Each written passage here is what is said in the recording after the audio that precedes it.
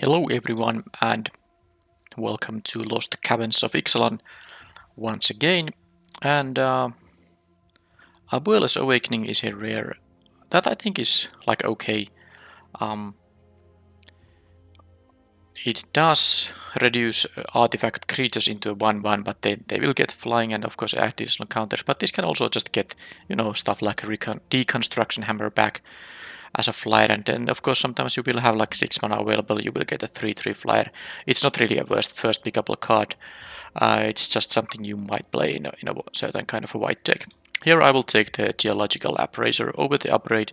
This is a 2-for-1, very mana efficient one. I mean, not all 2-for-1s are good. You wouldn't pay like 4 mana to draw 2 cards, for instance. But this is very efficient 2-for-1 because for 4 mana you get 2 cards. Quite often you can cast a discovered spell and you get very good, tempo here. So it's the best card in the pack, better than the upgrade, which I'm afraid is gonna be the second, the next one, next player. What is going on? Next player is probably gonna take the upgrade, and maybe if they get some other good red, they might cut red from me in pack 2. But so be it. It actually doesn't even matter that much if red would be open to this direction. Alright, I don't know why someone took an, let's see, an uncommon over the Sanguine Evangelist, which is one of the better cards in the set. There will be no uncommon you would take. You would take over this thing, and it's not like white is a bad color. White is one of the better colors in the set, so I mean I'm happy to get past a palm rare. Very nice. Okay. So of course I would like to be white and red, but I can't really. I mean I can, but it's not wise to force your colors, even though you get such good first picks. It's possible these colors won't be open, and then it's just banging your head onto the wall. So the point is, I'm not taking the Dino Automaton, Acrobatic Leap, or the Levitator. They are good, but there are better cards in the pack. There are the Poison Dart, Frog, and this. I wouldn't take the Dino here because, I mean, this is good in every green deck. This is only in decks that have multiple dinos. But there is also the Scampering Surveyor. It is still a 4 mana card, though I like this in all decks, even in the aggressive ones, but this is just such a nice 2-drop green card that I'm gonna take this just in case green is gonna be open here. I'm willing to, abandon, of course, any of my first picks if it feels like the colors won't be open. Now that's not necessarily the case here, at least not for white. There are no uncommons missing from the pack, but there's a rare and 2 commons that have been picked over minus Guidewing. Also the Thinker's Toad, but the Guidewing is, I think, usually slightly better one. There's also Sahil's Lattice, which isn't a bad card, but it's not a surprise to see it being passed. I'm very happy to have the Guidewing. This could be a signal that white is open. What common that is white you would take over this? Maybe the 4 mana 3/2 flyer that comes with a friend. But I'll take this, and hopefully I will at least get to play my rare in here. I don't totally I wouldn't mind if I had to abandon green because the appraiser is better than the frog. Anyway, alright, I think I'm gonna abandon green based on this pack. There's no other green than the staggering size, and there's still good red here. So the Scallywag is nice, but I just think this is nicer. I have the more I have played the set, the more I have liked Sunset Militia, and the more I have seen my opponents play this card, I'm like, darn, do I need to draw removal for this 2-drop they have? When the set was new, I would have always taken the Scallywag over this, but now I'm actually taking this over the Scallywag. There are decks where the Scallywag will be better, I'm sure, but the white-red is usually the deck where the Sunset Militia actually shines the most. Okay, I can ignore the frog for now at least and decide between these cards. There's actually 5 cards that from these 2 colors I've been picking that I wouldn't mind having. Even the Curator of Sun's Creation is kinda interesting with the Appraiser, and I might take some other Discover card, but it's not really the pick here. I would take either of these 4-drops or these cheaper cards over it. I'm at 4 creatures now. I could take the Torch. I don't mind the Vandercliff. I don't take a 4-drop here. I will get those later. I think I'll take the Torch. It's also nice with the 1/1, Vigilant Flyer. And here. Well, no reason to take a blue, black, or a green card in here. They are not particularly good. Strider is nice, but it is a 5-drop. Ancestors 8. It's okay. You usually get the combat tricks later. I don't need to pick it. Compass normally is mostly if I want to splash for something, but I don't think I want to splash with this color combination. I'll take the uncommon. This could be like my only 5-drop, unless I get some bomb rare, of course. It can still be very decent card in even an aggressive deck. Don't think I like that one. The leap is fine, but maybe not. I don't know. I'm not sure if red and white need the leap that badly. I could take the 3-drop, or I can just take the hidden volcano. Well, I didn't take the discover uncommon 4-drop. I'll take the 3-drop just to maximize my chances to curve out. This is not like an embarrassing 3-drop. It's not. It's always gonna be like a C-level card if you grade cards from F to A, like mid. It's a card you don't mind playing, but it's never a card you don't mind cutting from your decks either. Alright, Gnome or the Hammer or the 2-drop. I don't like this particular 2-drop. I think all the other 2-drop commons from these colors are basically better. I'll take the Deconstruction Hammer. The 1 toughness is a little bit of a liability, and I like the Hammer actually quite a bit. The Justice is, by the way, way too risky. You have to be very desperate to play this card. I could see sideboarding it against the bum mythic like the Black Guard, the life-linking flyer, which is very easy to flip back from the land side to the front side, but I can take an adaptive gem guard in here. It can be one of my few 4-drops. Alright, and I'll take one landmark. I have already artifacts. This color combination usually gets artifacts without even focusing on picking them, so the crafting will be nice. And until I have crafted it, I might be able to use it for the Sunshot Militia or something like that. Now I'm not gonna take the Boulder or the Contested Game Ball as a sideboard card. I don't think I really want to play 6 mana cards here. I'll take this against some very weird control deck. And yes, I have never sideboarded this in, but I have always said when I have picked it that I can play it against a control deck. That doesn't do anything, but those decks are very rare. Alright, another gem card. I might be cutting the second one. Alright, I only got 3 red cards. Oh, I mean 4. And basically the Appraiser and the Militia are the ones that I'm most excited about playing.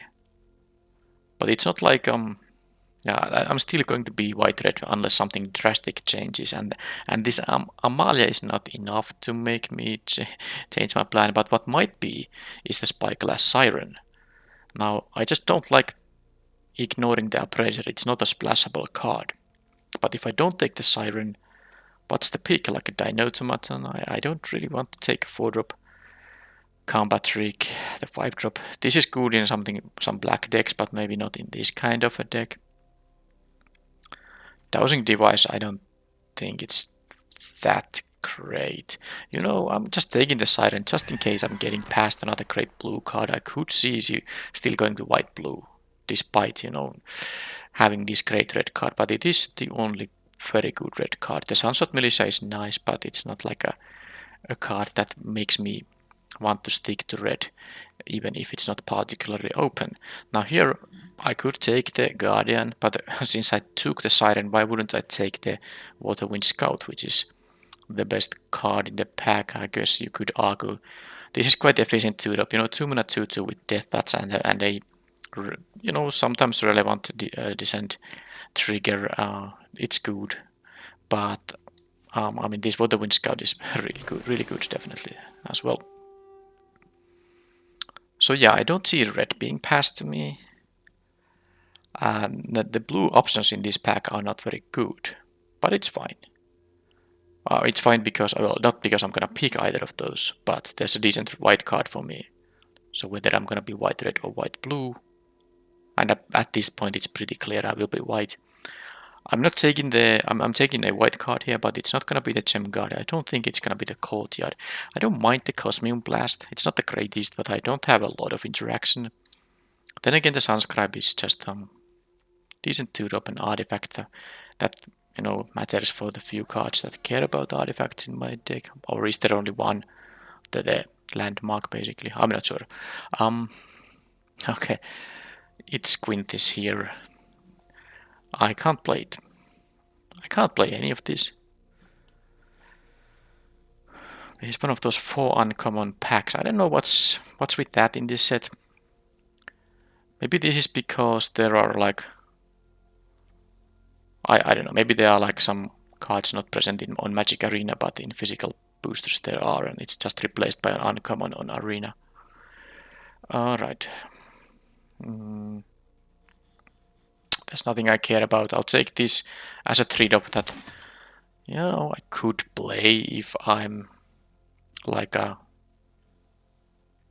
having a bunch of these tap things, but it's not very likely. All right, Triumphant Jump, Cogwork, Wrestler, and the Oaken Siren. Now I have to make a decision. Do I value the Appraiser and the other red cards more than the Scout and the Siren? I really like the Scout and the Siren, and both these things are actually good. I might probably take the Cogwork Wrestler. This is just a shock, so that doesn't get to go to phase. I'm actually going to take this now. It might be weird, but I like the blue slightly more than the red, because the red is basically the Appraiser. If this wasn't here, it wouldn't even be worth considering what to pick there. Okay, here's a 3-drop I don't mind having. And yeah, this is not what I'm looking for in this deck. Oh, the 2-drop here is... I mean, I guess I need 2s. Well, let's take the 2 then. I don't have a lot of them, especially if I'm cutting the red. Okay, there's a 2-drop I'm happy to play. I will be blue-white here after all. I hope I don't get punished by getting some great red passed to me in pack 3, but it's not like I got that great cards passed to me in pack 1. I mean, I first picked these and the rest are not that particularly great. Do I want to take the Riddle? I don't like the 5-drop here. Probably. I'll take this, maybe it's fine. I'm not fond of that card in a blue-white deck, but it's still a playable 3-mana card. Okay, this is not picked because no one is black-red apparently. I will never play the Brine Fang, so I'll take the uncommon. And here I'll take, I can sideboard 2 contested game balls in. Let's see if that's happening. I guess I still keep the red cards here. Let's say if I open like a Bum Mythic Rare from red, I can still do it. Play that color. Okay, Buried Treasure. Well, it's not unplayable, so let's put it there.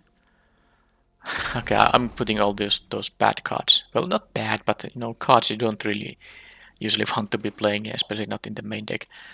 I'll put them to the deck now, apparently. Well, I did not get a Bum red card. I got a Mythic Rare blue, which I'm taking, because it's going to fit this deck. It's a 4-mana 4/3 flyer, and sometimes I get to rebound something. This set is more about permanents, and many effects that are generally instant or sorceries are somehow built into a permanent, like an artifact with an ETB ability. So there won't be that many ways to get the rebound, but I'm taking this as a 4/3 flyer for 4 mana that dies into a land, and that can after waiting a bit come back as a creature. Yeah, the second option would be the Duskrose Reliquary, but it's gonna be not as good as the what's this Ogier Paddock. And look at this. There is an Animpakal, which would be amazing in the red deck. Well, I will not play 3 colors, it's just a horrible mana base that will make me miserable when I don't hit my colors. So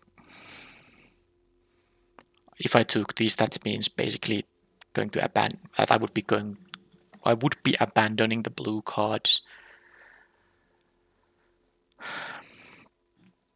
After just taking that nice flyer here, I'm not going to abandon my blue cards. The question is, am I going to take the inverted iceberg or something like a Cosmium Blast for some interaction? Not going to take this Ancestors thing. I think the inverted iceberg is the pick. It's quite nice. Careening Minecart versus like nothing. because I'm not taking a third copy of these. If I remained, white and red, I think the Goblin Tomb Raider would be fine. But I'll take the minecart. I think it's not that bad. Okay, Malamet War Scribe. Pirate Hat. Helping Hand. Helping Hand wouldn't be so bad because I have, the Evangelist to return, and maybe something else like the Waterwind Scout. But I will take the War Scribe. Now this can do some work. Another of those, but I'm now very happy I chose the blue-white because there's no red here, and I'm still getting like a spyglass siren passed to me. Peak 5. Now it's not even the only card I'm interested in this pack. I want to have the Vanguard of the Rose. I wouldn't maybe mind having a second War Scribe. Tinker's Toad would be nice, although I don't need the 3-drop particularly. Oaken Siren would be a fine 2-drop. I still take the 1-drop Siren, but this is pretty good, stuff considering that I'm specifically blue-white and I get these cards passed to me so later. The choice to go to blue-white was really the correct one here. There is a red 2-drop here, so I would get a 2-drop from this pack either way, but I'm very happy with the Scout here. And I get Hermetic Nautilus. I don't think I'm gonna take another iceberg. How does the deck look like when I cut some of the stuff I don't even plan on playing? I have enough playables. Still some 2-drops I would be nice, and this is not the kind of 2-drop that affects the board. So I'll take the Nautilus here. It's a good defensive and, somewhat of a good offensive play too. It's not the greatest offensive thing because opponent can still just block with a 2/2 and that's pretty much it. Another landmark or a third Okinech How. It's gonna be one of those. I don't know if I need the landmarks that much. Okay, I'll take this 3-drop, but I don't know. Maybe I'll just won't be playing all that. Now, Market Gnome would work with the Glorifier. I don't need this 3-drop. I have enough other 3-drops and I don't really have a sacrifice fodder in the deck. So let's take this thing. I'm not sure if I'm gonna play it though. A 2-drop or the card draw spell. I might still take the 2-drop, but the problem is I don't like that particular 2-drop too much. But I don't like the card draw spell, not in this deck. I try to be aggressive instead. Okay, let's take the third gem guard. Fine. Okay, Helping Hand. I have 3 1/1 flyers for 1. Oh, sorry, actually, I thought this was the Ancestors, the enchantment. I'm more happy to have actually this because I have some 3-drops to return. But yeah, I actually first thought it was the 3-mana enchantment that gives +2/+0 and vigilance to a creature on your turn at the beginning of combat. It would be sometimes a card worth playing. It's sometimes very bad because if you are in any way interested in blocking, you don't want to play that kind of a card. But it's especially a decent sideboard card. Okay, one more card. Probably a basic land. No, it's a Relics Roar, which is technically a trick I could play, but I think I have so many cards that I don't need to consider it.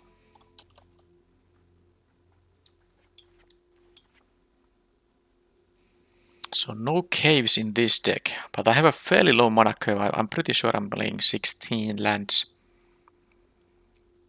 I won't be playing the Waterlogged Hulk or any of these 2-mana things. I might considering playing all the gem guards, but let's start by, first of all, let's check 22 creatures, 10 non-creatures. Well, I can cut both sorts. Creature curve being. And yeah, how can I kind of remove from this filtering things that are artifacts on the front side, but only creatures on the back side? Because this is obviously not a 1-drop creature. But I can live with that, I have eyes. So the same applies for the iceberg. I guess I can do like this.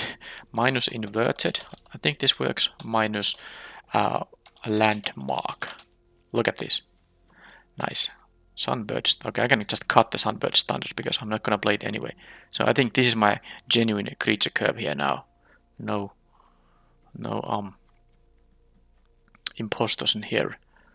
Yeah, I can cut the Thousand Moons infantry right away. Though, you know, I do have 3 gem guards. This is like half a counter because this is a free tap. This untaps every time. But look at my 3 drops. I'm gonna play all the envoys rather than the thousands. So Thousand Moons infantry, and of course the evangelist and the scout are always gonna be better than this thing. So 5 3 drops is totally fine amount to play. 30 cards here. The market gnome is like useful for, I think, probably for 2 things. Well, I guess 3 because it can also be tapped for the gem guard, but it's mostly useful for the crafting with the. I have 2 things that craft with artifacts, but the total artifact count in the deck is 12. I don't know if I'm gonna cut a bunch of them, but I will maybe cut the gnome because it being just an O3 blocker that draws me a card, I'm not really wanting to use a card slot for that. I try to be somewhat aggressive. I don't have a ton of aggression here, but I think it's enough to not play an O3 in the main deck. Relics roll, bye bye. Acrobatic leap, not in the main deck. Confounding riddle, I don't need a 3-drop. I have, because it's mostly like a 3-drop. You can play on curve, either counter a spell or then use it for diggings and stuff. But this deck doesn't care about descent or anything like that, so that's why I chose to not, put it in the deck. Because I like it in decks that have a descent payoffs, because it is very good at that. Alright, 26. I will play 16 lands. I have these cheap explode effects. I don't imagine having too much trouble getting to enough mana to cast my spells. And indeed, I have 1 sorcery. I think I'm going to play the Helping Hand because that is actually the only card in the deck that makes the second ability, the one after flying, matter. No, it's an instant. No, it's not. I thought it was instant and sorceries. Do sorceries even get rebound? I think there are rebound sorceries. Anyway, no, I can't. This doesn't do anything except being an efficient flyer that comes back, and the fact it turns into a land is no joke either. All right. So Helping Hand. I should observe this from the perspective that how many creatures I'm happy to return so that they will be entering tapped. Well, first of all, there are the Evangelist and the Scout, which are just nice 3-drops that you can get for 1 mana. And getting some of the 2-drops might be fine. It's not that great though, necessarily. It doesn't do anything yet. It just enters tapped. No additional effect. Tagged. I mean, it is a 1 mana card. Usually these have cost 2 mana and then it gives a slight bonus of some kind. But the bonus for this card is the cheap cost. Now getting something like a Spyglass Siren is actually worth it. I mean, it's definitely worth it, even if it doesn't enter untapped, because it's not like you're usually wanting to block with these things. You want to kind of deal a little bit of damage in the air. So I could see playing the Helping Hand. The problem with this deck is lack of removal. I know I had like a Cosmium Blast, maybe 2 options to pick it, and I chose not to. But now it might be hurting me a little bit. 2 cuts. I'm not sure about the mine card, because making treasures isn't. It's mostly good to get to 6 mana for this thing. And I think I will play 2 hammers. It's fine to play 2 hammers in this deck. 1, 2, 3, 4, 5, 6. I could see maybe cutting like 1000 moons crack shot, because it's just not so good. And this is 5 2 mana creatures, but I have at least 4 1 mana creatures. And yeah, you could cut the Helping Hand, but I somehow feel like I might want to play it. About the mine card then. I have enough 3-drops. And I guess eventually I'm gonna get to 6 mana to craft this. And if not, that means I have drawn a lot of spells in the game. I can cut the mine card from the deck. This is it. 19 creatures, 5 non-creatures, none of which is actual removal unless the opponent has artifact creatures. But this is what I'm gonna roll with. I have some good cards here though. You don't always need interaction. And I do have like acrobatic leap and the relics road. I have a counter spell. There's stuff I can sideboard in if I feel that's something like absolutely necessary. I think it's an even split of lands if I just cut a plains here, because yes, I have many more white cards, but I also have these especially these siders, and yeah, I have enough 2 blue, 1 and 2 drops that I should be able to. I should have 8 islands here. Also, I have a blue double caster in here. So this is the deck. Not definitely not the best, but there's some high quality cards: the Sirens, the Scout, the Evangelist, the Mythic Rare Flyer here, and it has at least a good mana curve. Then again, a deck with a creature count of 19 should have a good creature curve for sure. Okay, let's see how it goes.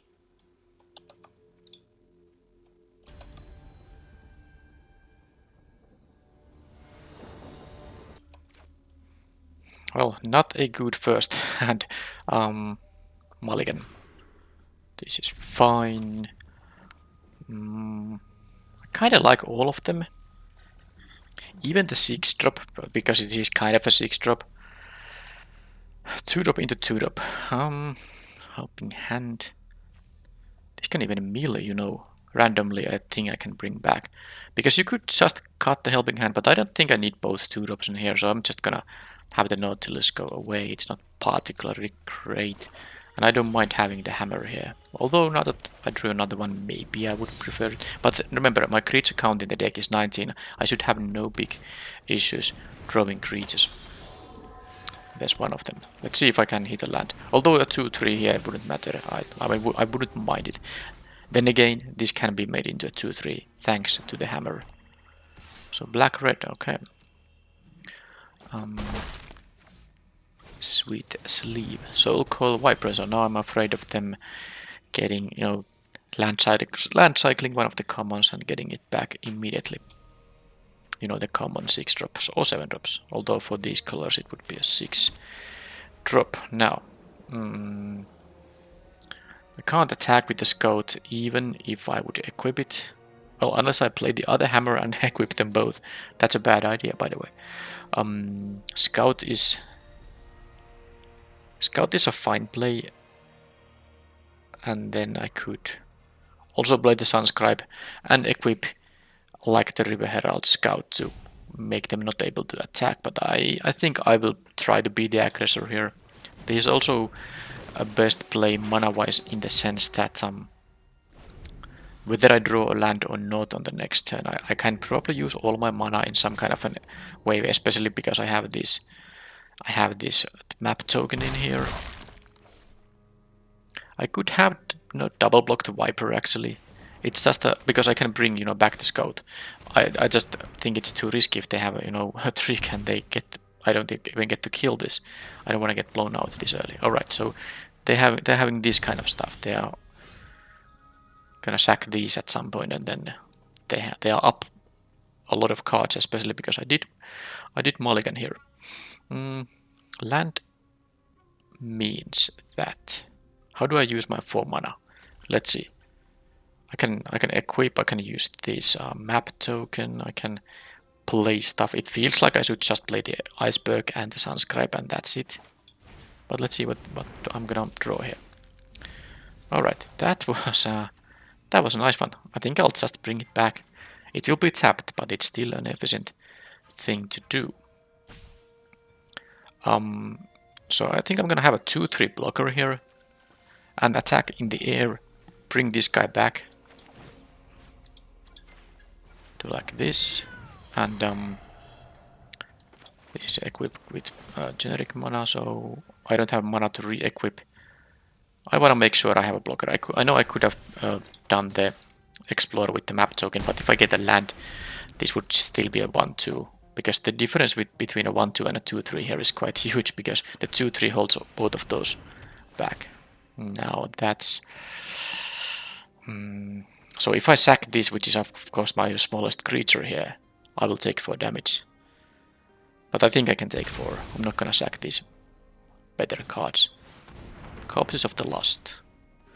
Can't say I'm a fan of getting also 3 haste damage dealt to me. That was really nasty. I can kill it with the hammer, but it's actually gonna cost a lot of mana. Well, I think the Sunscribe is gonna just trade with the Pirate. Although I really wanted to play the Gem God. The Skeleton Pirate, that is. The 3, I mean, if they don't have any more interaction, the 3-3 holds back quite well here. And of course the Gem God will be large. I know that I could just leave these to block, but I feel like I don't want to do that. I have to play the Gem God because I have so much, for Daddy to tap for its ability to. It's just too good. These are just free taps. Doesn't matter if these are tapped or untapped. And then the option is to like play the other hammer, make this into a 5-5, or like equip here. But I think I like the. I'm gonna just try to make it so that they are actually not having removal for the Gem God. Because if they do, the 3-3 can still. Yeah, I guess I'm not gonna be totally dead, but I'm very close to. I could leave this as a blocker, but I need to win before they get value from their draws, and this thing can start draining my life too. Now they do have 2 more cards. It is really tough now. Can I win if they have a removal for this? I don't think it's gonna be easy. I will have a 6-6 coming up after drawing 1 more land. But I think the 2 damage can matter here. If it was just 1, I wouldn't. But 2 damage is gonna matter. And of course, if they can't interact with the Gem God, this is gonna be fine. Okay, I'm gonna exile this. That's like a okay. Please don't kill the Gem God. They're gonna sack this because they're hovering. They could have to draw 2 cards and create a map token. That would also make them, descend. Okay, no, nothing pre-combat other than the snail, of course. I even have this ability up, by the way, if that's the best use for my mana, which is unlikely because a land will mean that I'm getting the iceberg. Oh, I don't have an artifact here though. Okay, another chance. So they're gonna just randomly mill 2, and they because they needed to hit a creature, ideally 2, but that means they did get the Corpses of the Lost back. All right, so the 5-5 will be a good blocker in here, and they have to pay, also life to get this back. So the Air Force here is gonna matter, and it's time now to just make this flyer hit for more. Although, let's actually also explore here. I wouldn't mind the landmark. I don't have anything to craft with other than something like the hammers, which are useful, or the iceberg. I'm gonna, mill that thing. And now, do I want to have this to be a 3-3 blocker? That's the question here. I guess a 2-2 still trades with these skeleton pirates, so I'm gonna just go full, damage dealing route here. I will have 3 blockers to there. This will have a haste, this Copies of the Lost, and they can actually sack these for the Bartolome, which is really good for them, but it will cost additional life to them. But yeah, let's see that I'm not gonna die, because I will have 3 blockers. They will have an additional 3-2 to attack, and this will be a 3-2-2. I can take the one here. I can take this. This doesn't even have a lifelink. This is fine, and I need to attack, otherwise I will get overwhelmed by their card advantage here. And I should of course give this thing a counter because I can tap. Well, for example, both of these. There's still, of course, this to tap, but I don't want to tap any of my creatures here, so 6-6 is gonna be good enough anyway. Doesn't even get killed by the -5/-5 anymore.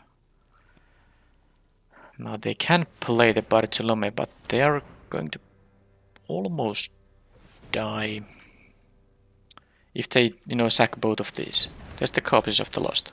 That's okay. They can't also attack with everything unless they can guarantee a victory, because I have a lethal counterattack. Dead weight on there is definitely good.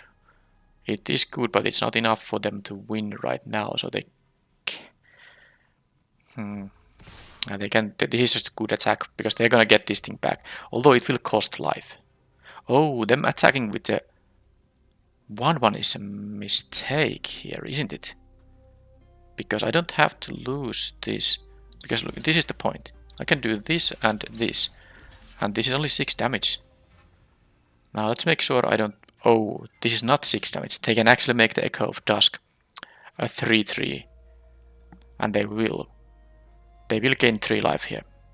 Because they can sack 2 of the... Well, they can sack any number of permanents. So they will hit, you know... they will hit... Descent here. So this is a 3 power creature, which is gonna make them go to 11. Ooh. Well, I'm gonna have to block that. That's for sure. So yeah, I can't block these, and I have to sadly trade my... I have to trade my envoy here. Yeah, the fact they had the dead weight there after all that, that was nasty. I think I'll be in huge trouble now. Because now, yeah, they'll lose 2 life, but they also will... I mean, the fact I lose this card now, that is bad. Maybe if I... Oh, I don't have any removal, though. I cannot kill this, because of course I would have lethal attack. Yeah, they're gonna sack the drought, go to 6, but they will go to 9. Oh. Because the thing is, if this didn't have to die, I would win on with the stuff I have.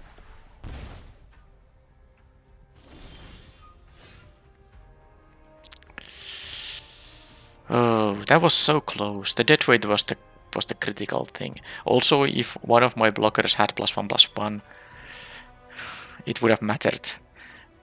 But how could I have known that they're gonna have all that? So let's now see I don't make any foolish mistake. This is not an artifact. No, I can't kill, like, I'm gonna lose on the next turn. They will have too many attackers, even if I have this to block with. They will have another hasty guy. Yeah, they got nice value out of the copies of the Lost, but that was so close.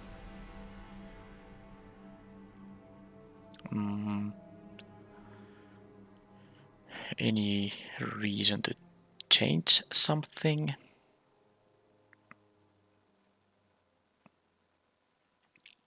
The 2-4 is remarkably good against the copies of the Lost, so I'm gonna play that here. Maybe cut one of the envoys, unless I want to cut like no, I like the Gem Guard here, and I also like the War Scribe, I think. And the Iceberg still can become a 6/6. I could see cutting it in some configurations. I will be on the play though. It's a very nice 6/6 because, you know, it's not a vanilla 6/6. It has a very relevant attack trigger. It's a really good 6/6.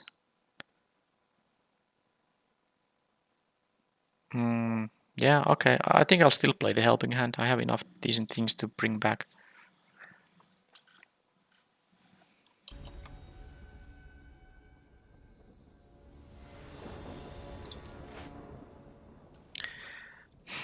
Another one lander. Well, I have to mulligan that. Hey, I don't have my early drops here. You know, the ones that actually do something. I have a 2/1 mana cards, but yeah, this is a 19 creature deck unless the sideboarding changed that. No, I only switched a couple of creatures. Anyway, the Sunscribe was a very welcome draw. I hope they don't have a dead weight on it. Well, my wish is granted. I suppose I do have the Helping Hand, so it's not the worst.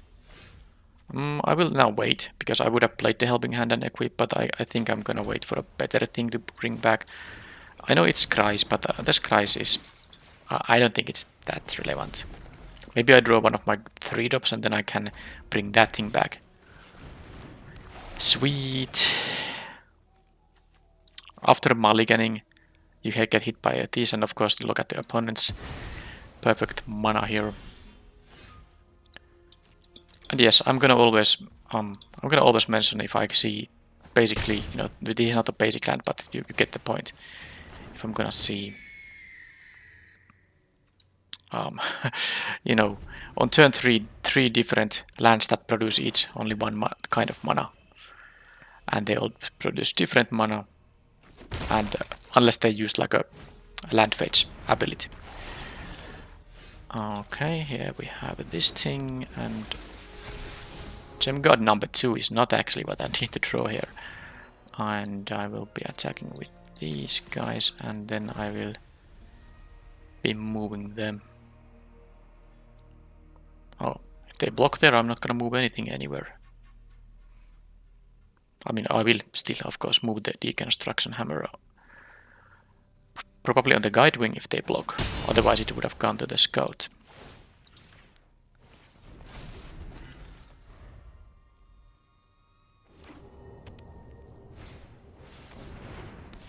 Okay, there's the Viper, there's a Drought, and well, now movement of equipment moving was like a little bit annoying, because now I could attack with the scout if it was a 3-4, but now that I drew the land, I am actually not going to move the equipment. That actually means I can still use the scout, because this thing having vigilance is quite nice. So what I can do here is tap 4 things. I don't care about them attacking, so I can do all this. Because the scout didn't attack, I can do this. Now let's see them upgrade this thing. But at least, I mean, that was the play there. There's no reason to leave a blocker, because I'm not interested in... I don't care about them attacking, not right now. They have a Restless Wench. 3 mana to activate a menace thing, they can rummage as an attack trigger. They can bring the Mycoid back. It actually will trigger its ability because this went to graveyard, but the 1/1 can't block thing isn't gonna matter. Alright, so absolutely the scout is gonna get the... Yeah, then I can still attack with the scout. I mean, if in case it does hit a... Actually, I can make it even a bigger creature. Okay, anyway, I'm keeping this. I don't need to, explore with this guy because it already picks counters. So, making this into 4/5 means they have to double block if they want to kill it. Yeah, so that's what I'm gonna do here actually. This is gonna pick up a counter, and this is gonna be a 4/5, and it's as good as it's gonna be, and I can now do this attack. They have to do something now. They jump blocked only. Alright. I still have all this. Now if I draw a land, I can at least make 1/1s. Well, this went well. They didn't have the haste token granting enchantment. Alright, they get value from the drought. They go to 8. These become bigger. I mean, this 3/2 becomes bigger, and this, I think, there's not much choice. Oh, they are still going for the races. They gave it a counter to the 2/2. I guess the Glorifier still trades with the Okinek, whether it's... Well, no, that's not exactly true even. Because I can move around the deconstruction hammer. And then this won't be, trading with this thing. So am I gonna die on the next turn? Probably not with the Wrestler around. And yes, I know I could use the Wrestler on my turn, but of course the opponent is just gonna have to jump block. Well, they have to jump block the Gem Guard no matter what. Then again, I do need to play around them having a counter spell, so... Why do I say counter spell? Them having, a kill spell. An upgrade would work, for instance. Because now they can't, just take this. They have to block, and they have to block specifically the 6/6. So I didn't need to move around this thing.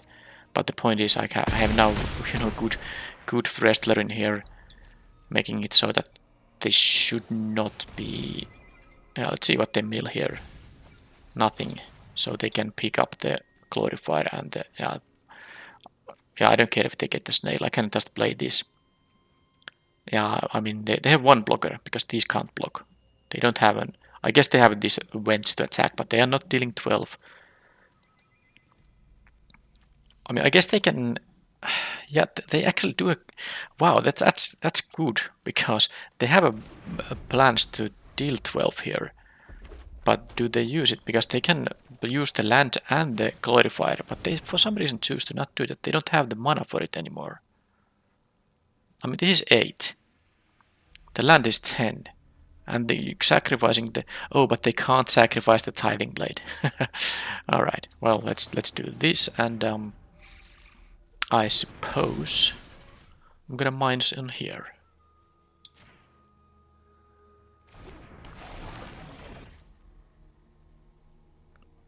And now they need 2 more blockers. They have 1 card in their hand. They cannot...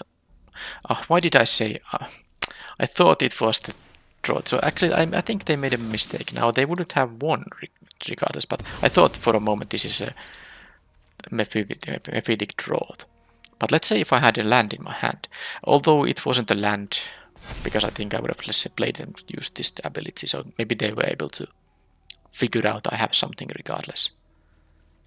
But they could have created a 12 power attack on this turn, that's fact. They could have animated this and played this, sacrificed this, which wouldn't have cost them a life point, and give 2 counters to the attackers. That would have been exactly 12. Now, they have 3 blockers. I have no particular way to... They can activate this, but it won't. It will be tapped. And now I'm gonna, of course, play this. I have to play so that they have a way to... I mean, if they have an upgrade, they will survive this turn. So I definitely need to win with the 1/1 flyer on the next turn. So they need to block. So they upgrade the gem guard. This will eat something for free. This will eat... It will eat the wrestler pretty much no matter what. I think I need to move this. Okay, I know what I'm gonna do. Well, first of all, what I'm... On this needs to tap. Yeah, okay, I can't use it, I suppose. Actually, I'm still gonna do it. I don't think I need a tapped siren here. Do I? I mean, untapped, I mean. Am I gonna lose all my things? This is all, you know, based on them maybe not having... I mean, them having an upgrade or some other way to interact here. Do I want to give this a counter so that this doesn't actually get to... Well, I guess it all is based on them killing this anyway, so no, I am just going to do this, see what I draw here. Because if this becomes a 2-3, then I can move the equipment. Alright, that is not what I want to draw though. I'm gonna move the equipment here. So now basically the Glorifier of Suffering can no longer eat a card for free. That was the entire point here. So this one will jump block, this will trade with something, and this, you know, will eat something and they will upgrade the gem guard. That's the point. That's allowing them to survive. Yeah. So they didn't either have the upgrade or they decided that it's not worth their time. So let's say they upgrade this, they eat the scout or I guess the envoy. And then they do have to jump block with this and then trade with this. And then they have the 2-2, the 6-5 and the 2 power creature in here. But it's only 10. I don't need to block here. Plus I would have the creature alive still that was jump blocked by the skull cap snail. Okay. What to do? What to do? Do I still want to... Like, did I see something is dead weight? Yeah, the dead weight is... Well, it's good against my 2-2s, but... Maybe the inverted iceberg. It seems like they actually do have a little bit some fast stuff. I could see on the draw not playing the iceberg and having... What exactly? Is this relic throw gonna ever be funny thing? You know, this can target an artifact that's not a creature. I have never played this card. I actually haven't. I might do some tricks here. The acrobatic leap is not the best against the dead weight though. But the untap part could be good. I feel like I want to have some trick here. I'm also feeling like I want to try this just to play it at least once, but don't know if that really makes sense. Maybe the helping hand could be the trick instead. Alright, I'm gonna want to try it. For 1 mana, a creature or an artifact becomes a 4-3. And this can target the opponent's things. If they have like a huge thing, I can make it into a 3 toughness thing. Alright, that's just for, you know, playing this card at least once during this format. I think I will keep the remaining cards as is. It's fine.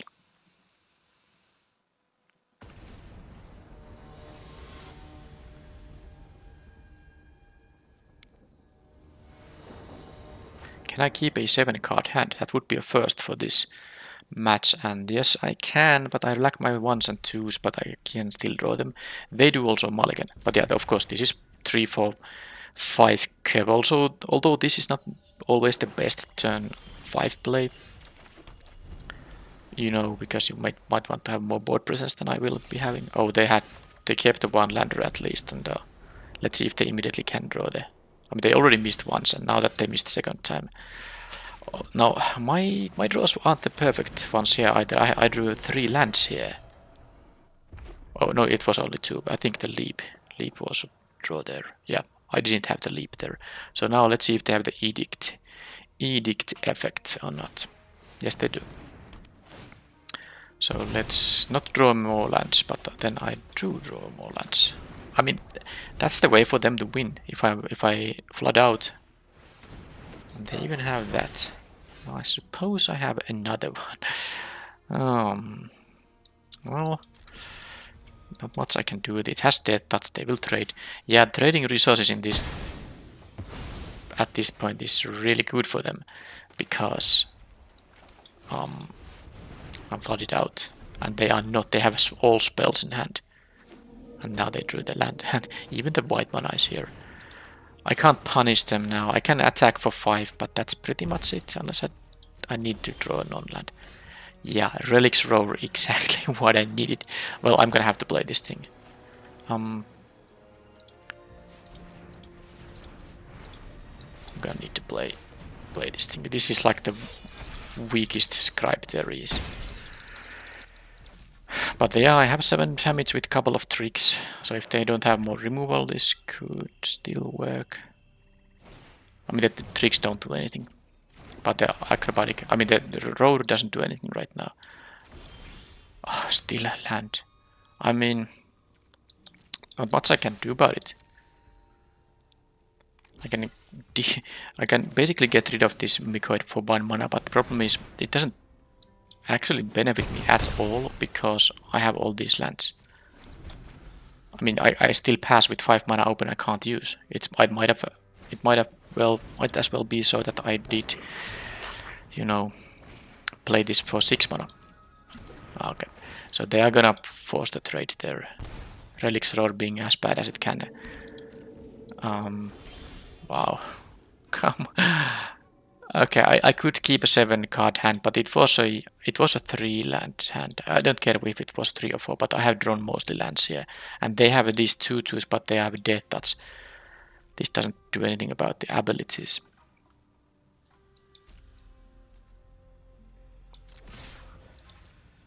Oh boy.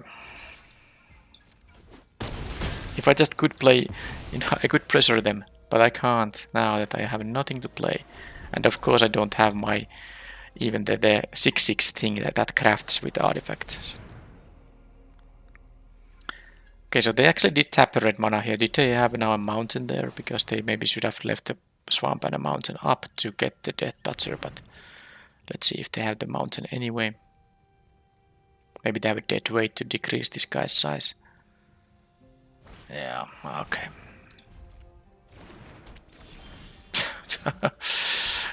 Well, sometimes you lose. I mean, I can still win, but you know, how many spells I have cast in this game? 1, 2, 3, 4, 5 and drawn. I basically have 6 spells and 10 lands drawn. And the opponent, mulligan to 6, missed their second land drop, I think twice. But it doesn't matter, because I have nothing to show for it. I mean, I have nothing. I'll just discard a card. I'm not taking even 3 here. Okay, now this might be the way to win. I have some flyers in the deck, so this could be it. Landmark, yeah, I can. That's actually very good. That is actually very good. Okay, so I don't care about blocking these guys. I'm gonna make this into a 2/2. And I can make this into a base 4-3, which means it will survive an upgrade if they have it. Ooh. Come on, opponent. Not like that. So they didn't have removal for the scout, but they have a 5/5 life linker here.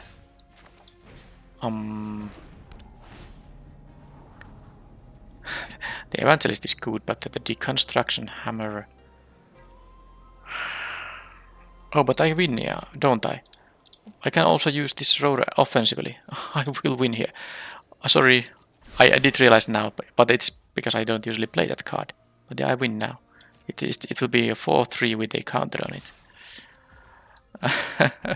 so suddenly it was the best card I could have had here. Oh, what a game.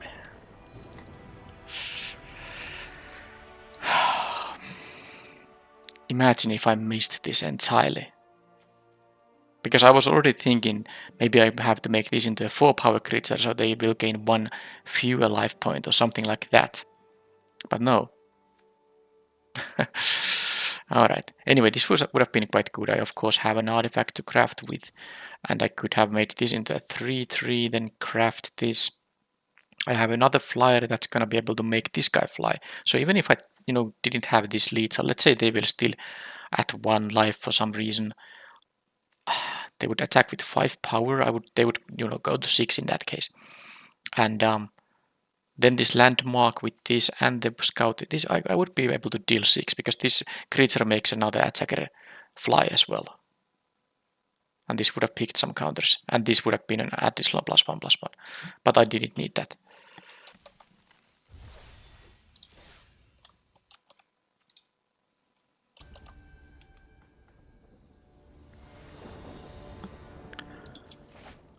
On the play with a great hand, no need to mulligan, and yeah, perfect curve. Well, not kind, because I don't have a 2-mana creature, but what I do have is I can play and equip this thing to make a 2/2 flyer for turn 2, unless they had a deadweight, which they did not have.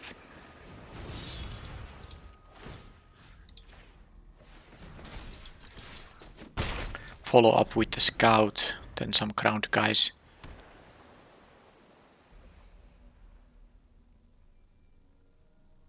Do they have the black uncommon that kills a creature? They do want to kill this before I get another creature, although when I play the scout, this is actually the more impactful target.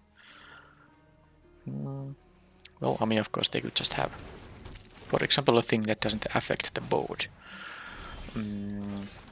Sure, let's just keep playing these flyers. Next turn I can explore and play this, and if this guy survives, at least I can use my mana to make 1/1 in case I just keep flooding here. Of course, flooding won't matter as long as they don't kill these things or have a blocker. I guess I can make the scout into a 3/3, so a 2-power blocker won't matter. I don't think there's like a 4 toughness flyer that costs 3 mana. They can play a 2/2 flyer, for example, the black common. And there are some rares. There's the pirate that makes a treasure for up to each player. But let's see. Crawler is not problematic. Do I want a landmark? I think the Scry 2 will be quite valuable. I can't even use this treasure, the map token, to actually craft. So let's do it this way. I will first see what I'm gonna scry into. Evangelist, I will keep that. So that will be the next turn's play. I think I'll just play the 3/3 now. It's gonna be better than... this 1/4 would be better if I had an actual ground creature to make the jump, So I can do this a little bit later. The Evangelist is gonna give me a 1/1 flyer. And okay, I can exile my planes, no problem there.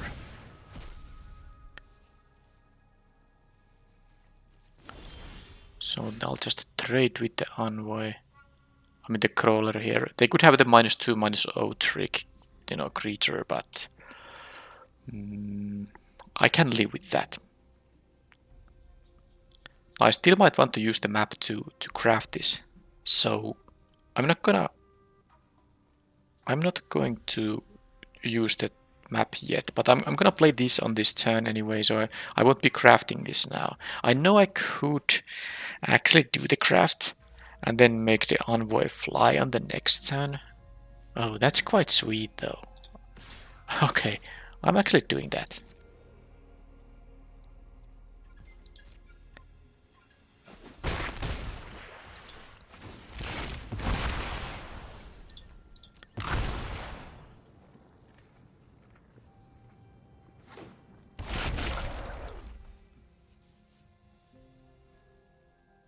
So, any place? They have a fanatical offering, which is fine. Don't think I care about them drawing cards when they need to do stuff on the battlefield instead. Now they can make this into potentially 3-3. It is a 3-3. If they have a land drop, it becomes a 4-4. They do have a land drop. But I also have 4 flyers in here. So I do think I'm gonna sacrifice one of them. Oh, how about if I make the envoy into a 4-4? No, it does not matter. What I could do is I can make the levitator into a 2-5. Because what I'm thinking here is that they might want to block the levitator. Then again they would go to 1. But the levitator is the one that keeps the envoy from it keeps it attacking. I think they might want to block the scout too. I think it's better to have it on the guide wing. I mean, it's gonna be either the guide wing or the levitator. There's not really much point giving it to the other things. They don't know about the evangelist. I'm gonna do this attack. And they go to 1 or 2, I would say. They go to 3. I wasn't expecting them to block the ground guy here. Because now I can... They don't... I guess they hope I have nothing here. But I, in fact, do have something in here. And it's another thing. And with the battle cry, it's gonna be great too. I guess I'll just play the land if they have another way to like make me discard with or exile with the snail. Because this battle cry is great. And yeah, they know what they're drawing, and they know their hand of cards won't do anything. Because of course I will have 1, 2, 3, 4, 5 flyers, but even if they like kill the levitator, and they would have to kill so much. They do have a 3 life, so they could take 1 or 2 damage.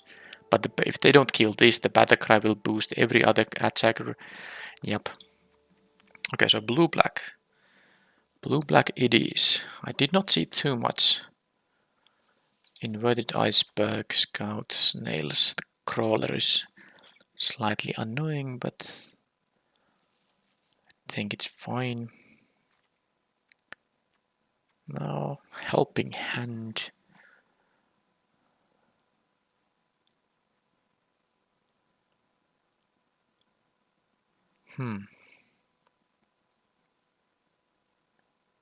I don't know how good the crack shot is, but I guess it can be an offensive, you know, it is an attacker and use 3 mana to tap the most annoying blocker in there.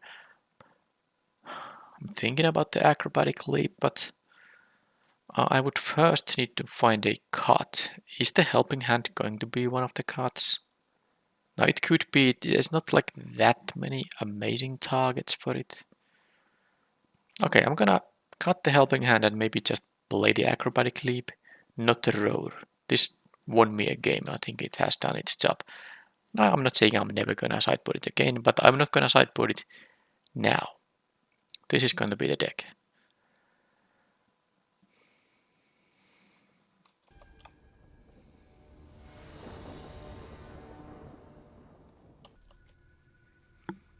Another nice hand. 1 drop, 2 drop. And lands are, you know, the optimal. You will always basically want to. I mean, unless you have a weird deck in limited, 3 lands with both colors available and 4 spells. is the optimum, of course. Well, at least I have my gem guard mana now. Oh, I have so few ways to interact. I guess the bat is going to be annoying here. And also another very annoying thing is that they know about the leap, so I won't be getting great value for the leap. And I think they're gonna take the Nautilus away because it's my 2-drop. Yep. Well, I can attack into that thing. They're not gonna block. And I at least drew a 3-drop here, so this was a very good draw. So this would have been without the bat. 1, 2, 3, 4. That's the dream. But they had a very good 2 there. Not much they can do about it though. I mean, they can't gain really life with it, which is gonna help me a little bit. Because they, of course, won't want to trade with my 1/1 Vigilant Flyer. So I can attack with my guy. They can't do anything with their guy unless they want to lose the thing here. Now I guess there's a chance they will block, so I'm just going to play the scout here. It would be a shame to miss on the explorer. They are missing their second color, which was blue. Yes, it was blue. Okay, they still actually they decide to give me both the explorer and the Nautilus back.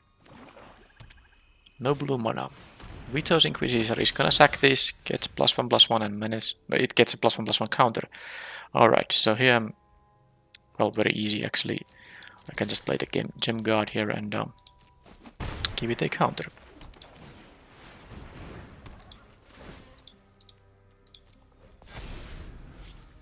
And then I will have the 5 mana, although they played the Exiler card from hand thing, so I think the planes might be... Well, it depends on what's happening here now, of course. I might need the 5th mana just to do mana efficient things. Okay, there's the leap. They actually must attack. Or they can also do the explore. They found their island, but at least that means they can now start playing the stuff in their hand. Now, yeah, this is not a good blocker when I can just make this into a 5/5 pre-combat. And of course I have the leap, which they sadly know about. I could take a scry here. Let's take a scry here first. I'm not using the map right now. Although I suppose I could, because I can tap this and the creature I'm about to play. Which is going to be the Nautilus, perhaps. That means if I have to exile something, if they play the exile thing, I will do something like that. But this way I can... Oh, but then I won't have the mana to actually use this.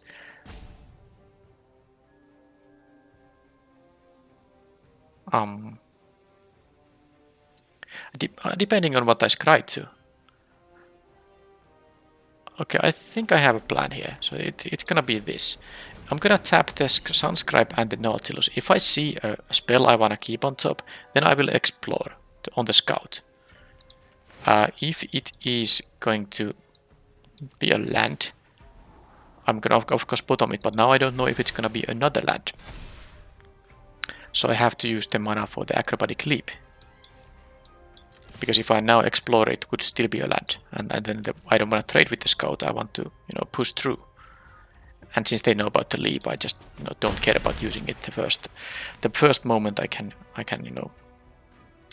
get some value. So now I could use the post-combat map, but then again, do I want to keep mana? Now I'm gonna use the post-combat map. It's fine. I don't need the acrobatic leap on their turn. Wrestler, they know about it, but it's still good enough to keep.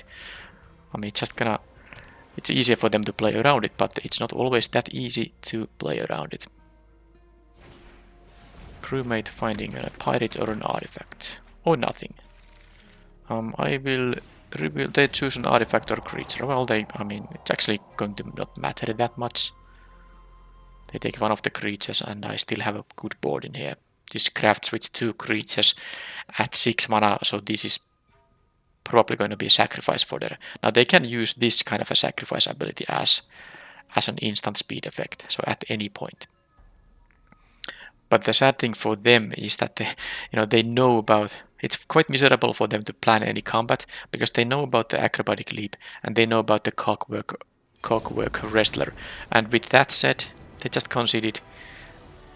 Well, it was fun to play a game of Magic. Yeah, I mean they just concede because they know they have no good blocks. They can threaten to make this into a 5/5. It does require black mana, so they couldn't use it twice, even if they wanted to. Any block they make is not gonna be great at all. I can even, attack with the Flying Nautilus that's gonna threaten to deal a huge amount of damage. Because I could, plus... I wouldn't do it because they have the jump block available, but if they didn't, this with the leap is actually gonna be 2/7 that can become a 5/4/8/1. If you use 5 mana, acrobatic leap and 2 of these, this can deal a 4 in the air. Is that good enough to play straight up in the main deck? I don't think so. Because I could change my deck now. But what would I be cutting? Okay, let's do it. Because I don't think the helping hand is that good. Let's use the acrobatic leap instead. It is nice with this. It's 8 damage in the air with 5 mana. That's asking a lot of things, and they have no interaction or a blocker for it, but it's not like the leap is gonna be useless. It's always gonna be useful. I have yet to draw this thing.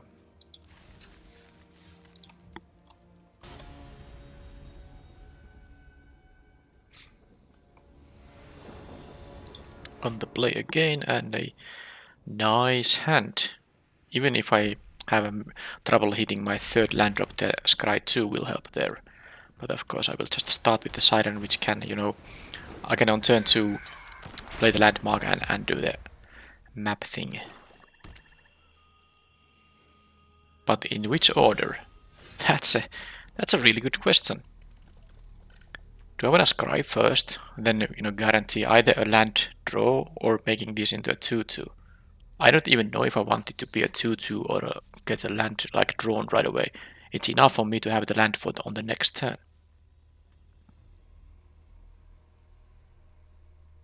Okay, I'm actually choosing to explore first. I have a place for this thing. So let's see what I do. Then I know better about what to scry. And this is not gonna be kept. So it was actually valuable this way, because if I explore into a thing I don't want to draw, I get to have a fresh scry here. Imagine if I want to keep the card. Then the scry is not that useful. So I think I should have explored first regardless.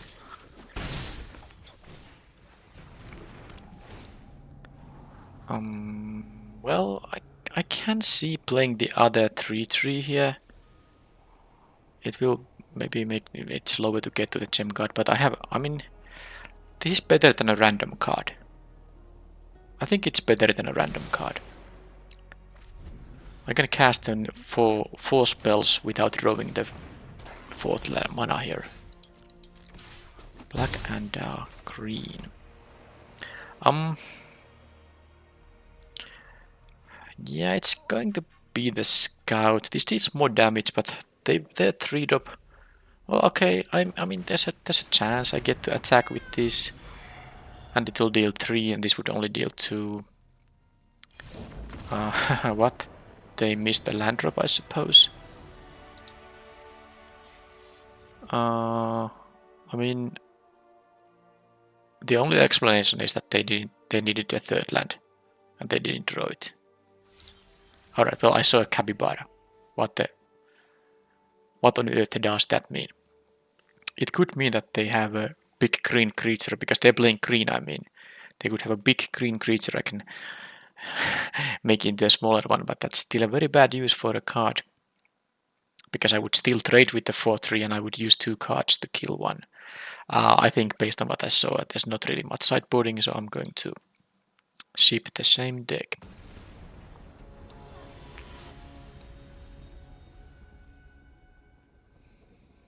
But that was really early concession anyway. This is a fine hand. Because yeah, I did have 5 power in, and they didn't have a blocker for my a good blocker for any of my stuff, but was it really so that they had no chance there? And for all they know, my hand could have been rest just all lands, although I scryed, scryed stuff to the top, so yeah, it wasn't all lands. Okay, so this didn't become a 2-3. If it did, okay, now I'm missing a land drop. If it did, I could have good use for this guy, but I suppose I'll just iceberg first, because it's, I mean, equipping that thing is not gonna matter. Alright, let's mill the thing. I guess the 1-2 isn't the most impactful thing, and I do have, you know what's good about it? I milled an artifact, and now I'm prepared to craft with this, craft this thing. Do they have their third land in this game? Okay, well now this makes no sense. Because yeah, I understand they missed their land drop twice. But I had a 1-2 in here. I suppose they thought that this is gonna become a 6-6 very soon, which is, you know, would become, but they did not know about it. And of course my hand would be great here, considering they are having probably no interaction, so the next turn I play the Gem Guard. I can actually pump it twice with these artifacts and the Scout and the Gem Guard itself to make it a 5-5. And even if they can deal with that, I have the other Gem Guard on turn 5. Even if they deal with that, on turn 6 I was actually gonna be able to craft this thing, so I was having a very good curve here. But they did not know that. Anyway, I'll take the win. Yep. I never got my mythic rare flyer, but what does it matter when I win all the matches? I wanted to maybe point out one thing. I have for quite some time liked this Gem Guard quite a bit. Not enough to pick it early. I mean, I think all of these 3 Gem Guards were very late picks, or they were picks from packs that didn't really have anything, you know, that great in them.